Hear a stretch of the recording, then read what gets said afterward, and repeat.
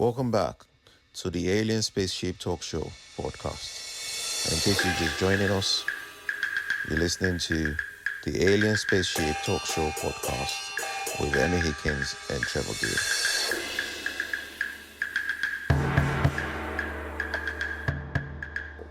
Brain first. You start re-examining everything that you've been taught, everything that you've always believed. What is the truth? How can you find out what something actually is? And the other question is, for instance, if you took 100 people and you split them into two, you got 50 on one side and 50 on the other side, are you telling me that the 50 on one side could actually see a color as being a color? So for instance, they might actually see purple as being pink, and the other group might actually see pink as being purple. Is that what this is? Could we deduct that? Absolutely. We may well see different colors. No two brains are the same. We're all unique. No two people have the same eye constructions or the same ancestry, the same genetics, the same biology, the same upbringing, the same environment, all the rest of it. So that we're all very unique, which is quite a thought when there's 8 billion people plus on the earth. We're all very unique. So it stands to reason that everybody's brain will interpret the colors, the light waves of any objects in a slightly different way. Some will be broadly the same, many millions will be, I guess, but there will be different shades. And humans can actually detect about 1 million different shades of color, of those shades of the spectral colors.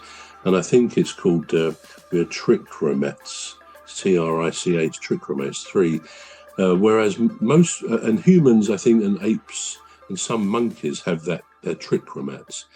Most other mammals are dichromats, which means they only have two cones in the eye. So they don't see anything like as many colors. But we get about 1 million different shades. But interestingly, you mentioned one color of purple. Now that, again, if you look up purple, a simple question to Google, is purple a color? Is it actually an actual color?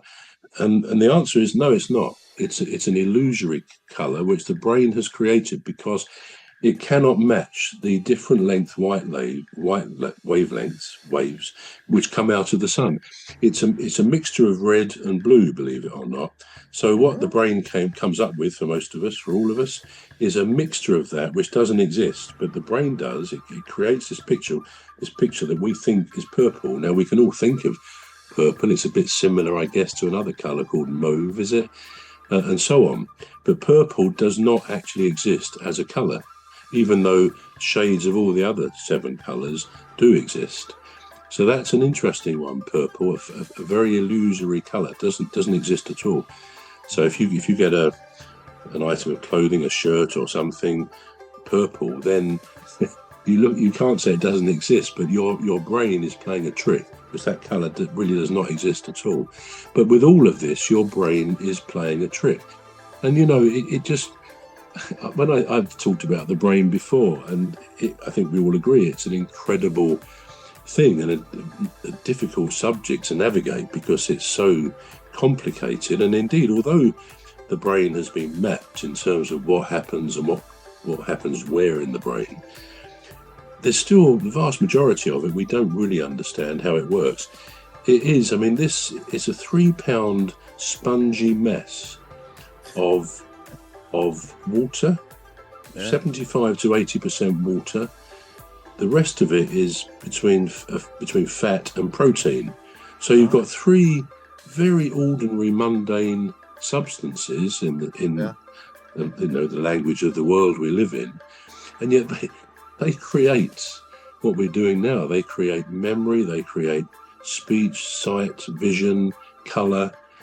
The brain, it's incredible that if you lift it out of your head, apparently some people say it looks a bit like tofu or soft butter. It feels like, someone said, overcooked blancmange, but nothing that will give the slightest clue of what it can do. I mean, the brain, of course, is trapped in our heads.